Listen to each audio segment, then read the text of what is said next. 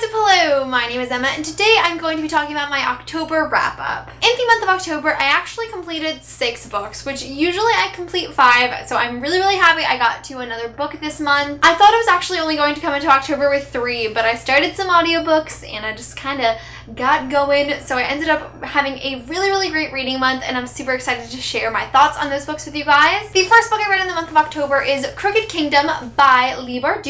This is the second book in the amazing Six of Crows duology and I loved it just as much as the first one. I gave Crooked Kingdom 5 out of 5 stars and it was honestly one of my favorite books of the year so far. I listened to the Six of Crows audiobook first and then I actually picked up Crooked Kingdom in physical form and I read it that way, and I don't really know which is my favorite of the series. I love them both so much. I feel like because Crooked Kingdom is so fresh in my mind, I am inclined to say Crooked Kingdom, but I really can't say for sure yet. This is honestly one of the most ingenious series I have ever read. Bieber is so talented and such a sweet woman. I actually got to meet her on the release of Crooked Kingdom, which was such a great event.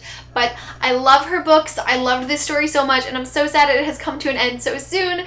But I hope maybe along the line we get like some novellas or obviously more Bieber books. I just love Six of Crows and Crooked Kingdom so much and I'm so happy I got to read it this month. The next book I read in the month of October is Erafire by Sarah J. Maas. As I stated last month, I have been listening to the audiobooks of this series, so of course I continued on with Erafire. I ended up giving Erafire 4 out of 5 stars. Again, this was not my favorite in the series so far. When I first read Throne of Glass all those years ago, Erafire is actually where I stopped with the series. I really had no motivation at first to read Queen of Shadows or The Assassin's Blade. I was just super done with the series at that point. But as I am giving the series another shot, I obviously had to continue with Erafire, and I did enjoy it more this time around. I feel like I have a better understanding of the characters and where the story is at this point because I really could not remember anything from Erafire like 2 days after I read it the first time around. I am still not totally sold on this book. It honestly took a lot out of me to listen. I was listening to it for a very long time, so I've actually stopped for the moment with the audiobooks. I am going to pick it up with The Assassin's Blade and I am planning on finishing the series very soon. I feel like I just needed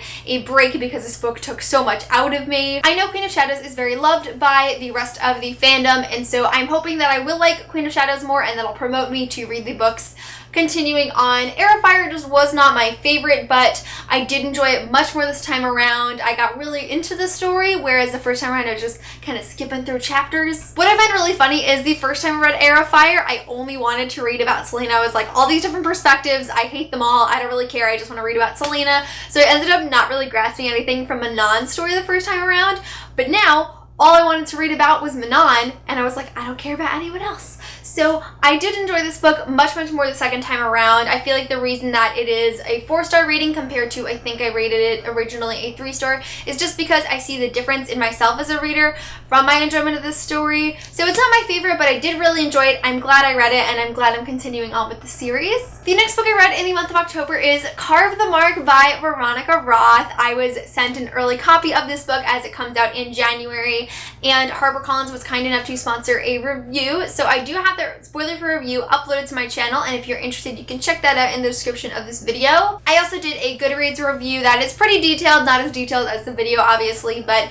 if you would prefer to read my thoughts, I will link that in the description as well. Obviously this is Veronica Roth's newest release. It is like this sci-fi, spacey, Romeo and Juliet kind of story, and it was really epic. I ended up giving it 4 out of 5 stars. I had such a great time reading this book. I really loved the characters so much. This is such a great book for characters. It was a lot of fun to read. I was very satisfied, especially because when I first read Divergent all those years ago, I really enjoyed Veronica Roth's first installment, and now I'm enjoying more of her work. So if you'd like to check out more of my thoughts, I would recommend checking out those reviews. But I am very thankful that HarperCollins sent me this book early to review. And this month I actually didn't think I would get to a physical book for the month. Those were the 3 books I thought I was going to read, and I didn't think I would get anywhere past that, but something happened at the end of the month and I just kept banging out books. So the next book I read in the month of October is The Girl on the Train by Paula Hawkins. As I have said, I am just really in an adult mystery thriller mindset lately, and so I wanted to start that off with The Girl on the Train,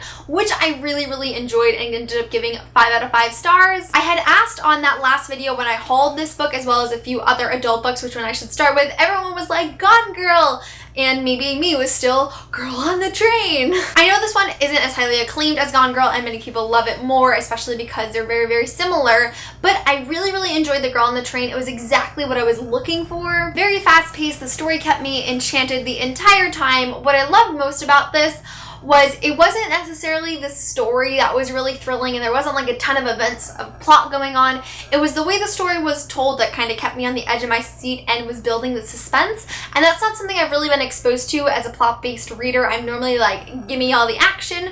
This one didn't have as much action, and it was just kind of the way that the story was told from an unreliable narrator that made it really, really interesting to me, and I absolutely loved it. I had a really, really great time reading this book, and I feel like this and Carve the Mark together was just like what skyrocketed my reading, and I feel like I've been reading so much more lately, and I'm loving it. I'm loving The Girl on the Train. I cannot wait to read more adult thriller mysteries, and I'm just so happy I finally got to picking this one up. And the final 2 books that I read in the month of October are actually 2 audiobooks. I decided to take a break from the Throne of Glass series, as I stated before, and I felt like I just really needed an audiobook to kind of pick me up. So of course I started Harry Potter by J.K. Rowling. Now, I have read Harry Potter more times than I can count. I believe right now I am somewhere in between the 14 to 18 reread range, because I used to read it once a year as a kid and sometimes multiple times, and I just could not keep track. So I read Harry Potter a lot because I do read it once every year,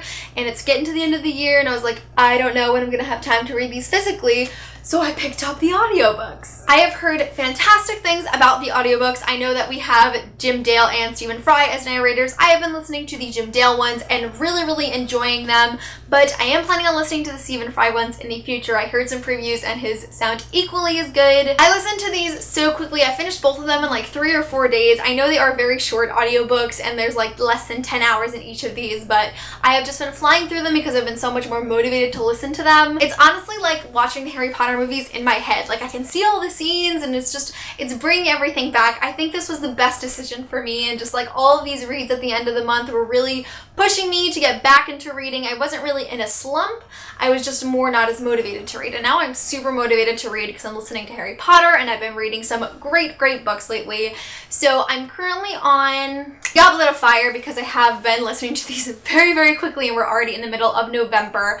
But I have been loving these audiobooks. I'm having so much fun listening to them, and I'm just finding every excuse I can to put on my audiobook and get some Harry Potter in during my day. But I've just been loving these so much. Obviously, Harry Potter gets 5 out of 5 stars as always, and I cannot wait to complete this audiobook series. Alrighty, well that is it for my October wrap-up. I read a ton of really, really great books this past month. It was honestly a wonderful, wonderful month of reading for me. I feel like I'm gonna go out of 2016 with a bang with reading because I have so many great books planned for the next 2 months, and I have started with all of these great books, and I'm just in such a reading mood. Like I have that passion for reading back that I was lacking at the beginning of the semester, and I'm just really, really happy about that. So of course, as always, let me know what your favorite read of October was, but that is it for this video. Thank you guys so much for watching, and I will see you soon for a new one. Bye!